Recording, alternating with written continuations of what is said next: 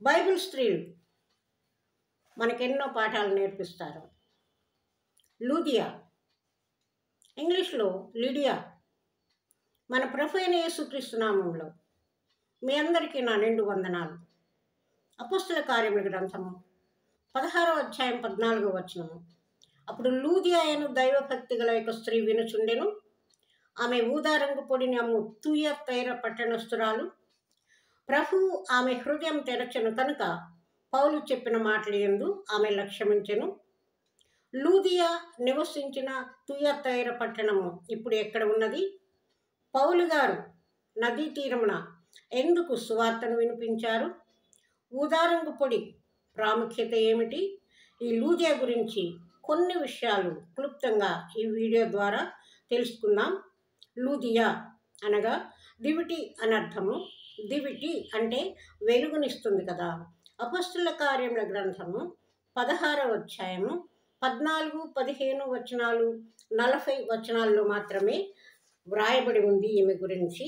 లూకా సువార్తను రాసిన లూకా గారే కదా అపోస్తల కార్యములను రాసింది. అపోస్తల కార్యముల గ్రంథము 16వ అధ్యాయము 11వ వచనంలో, కాబట్టి మేము త్రోయను విడిచి ఓడ ఎక్కి తిన్నగా సముద్రకేకును, మరునాడు నెయపొలికిని, అక్కడి నుండి ఫిలిప్పికిని వచ్చితిమి. పౌలు గారు తన బృందంతో ఫిలిప్పీకి రావడానికి కారణం ఏమిటి?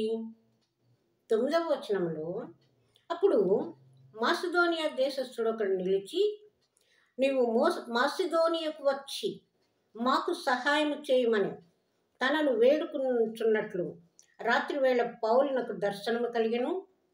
ఈ దర్శనం ద్వారానే మాసిదోనియా దేశంలో సువార్త ప్రకటించుటకు దేవుడు తమను పిలిచి ఉన్నాడని గ్రహించిన పౌలు శీలలు మాసిదోనియా దేశంలోని ముఖ్య పట్టణమైన ఫిలిప్పీకి వచ్చారు.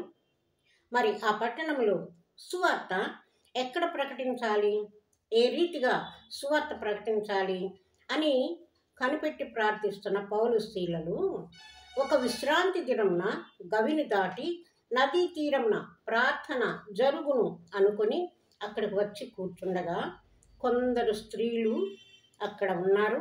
వారిలో లూదియా ఉన్నది. ఈ లూదియా ఒక వ్యాపారస్తురాలు, ఊదారంగు పొడిని అమ్మే తుయతైర పట్టణస్థురాలు. తుయతైర అను పదం ప్రాచీన గ్రీకు పదం. ఇప్పటి ఆధునిక టర్కీ ప్రాంతమే తుయతైర పట్టణము.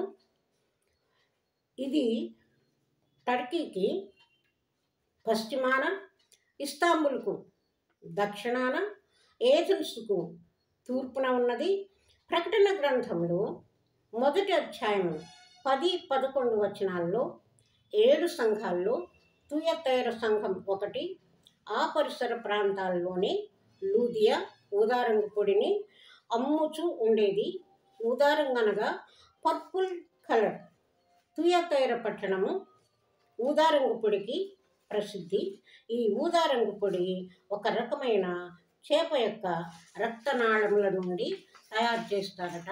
అందుకే ఇది చాలా ఎక్కువ ఖరీదు. ఈ పొడి అద్దకమునకు ఉపయోగిస్తారు. ఈ పొడి చాలా ఖరీదైంది.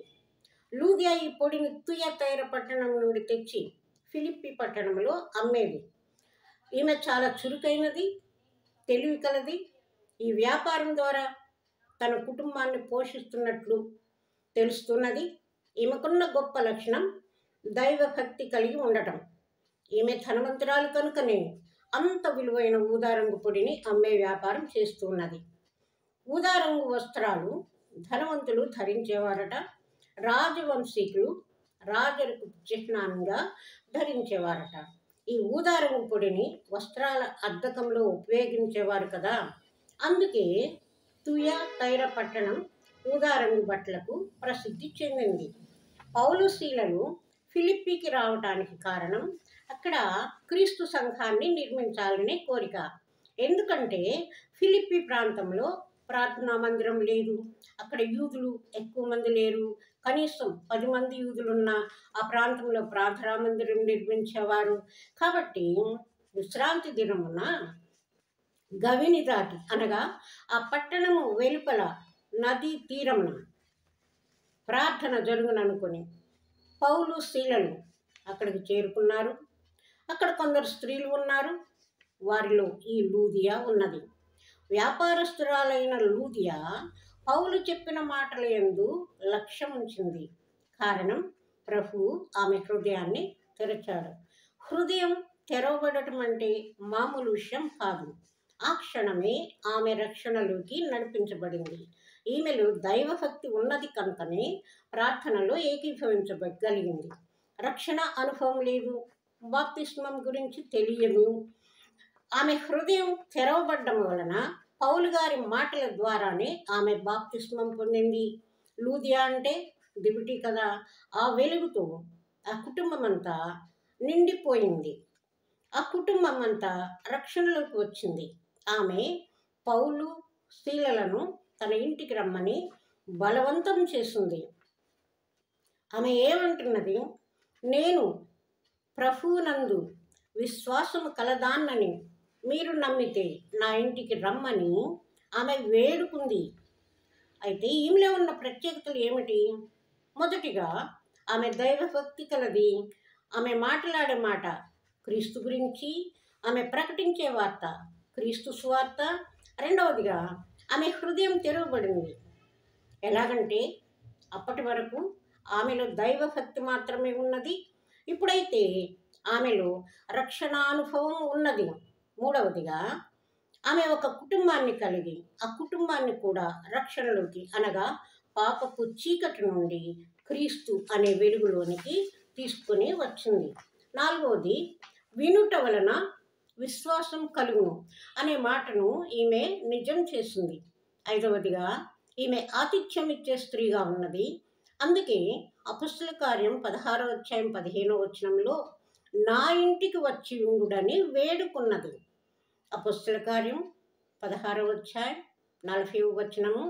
వారు చెరసాల నుండి అనగా పౌలు శీలలను చెరసాలలో బంధించారు కదా, వారు విడుదలై తిరిగి వెలుపలికి వచ్చినప్పుడు వారు మొట్టమొదటిగా లూదియా ఇంటికి వెళ్ళారు. పౌలు శీలలు ఆమె కోరికను నెరవేర్చారు. ఆ తర్వాత కొన్ని క్రైస్తవ సంఘాలు లూదియకు సెయింట్ హోదాని కల్పించాయి. ఆర్సీఎం వారు ఆగస్టు 3న ఈమెని జ్ఞాపకం చేసుకుని గొప్ప విందుతో ఒక పండుగ జరుపుకుంటారు. ఎపిస్కోపల్ చర్చ్ వారు మే 21న లూదియాని జ్ఞాపకం చేసుకుంటారు. లూథరన్లో ఒక శాఖ వారు జనవరి 27న ఈమెను జ్ఞాపకం చేసుకుంటారు.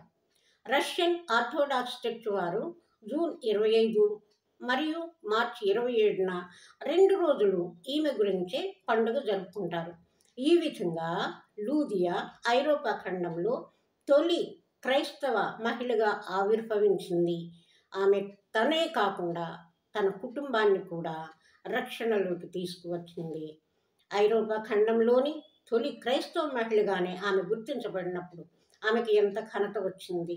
మరి మనం కూడా ఈమె వలె దైవభక్తితో జీవిద్దాం, సువార్తను ప్రకటిద్దాం, రక్షణ అనే కవచాన్ని ధరించుకుందాం. చూడండి, లైక్ చేయండి, షేర్ చేయండి, సబ్స్క్రైబ్ చేయండి. నిండా వందనాలు.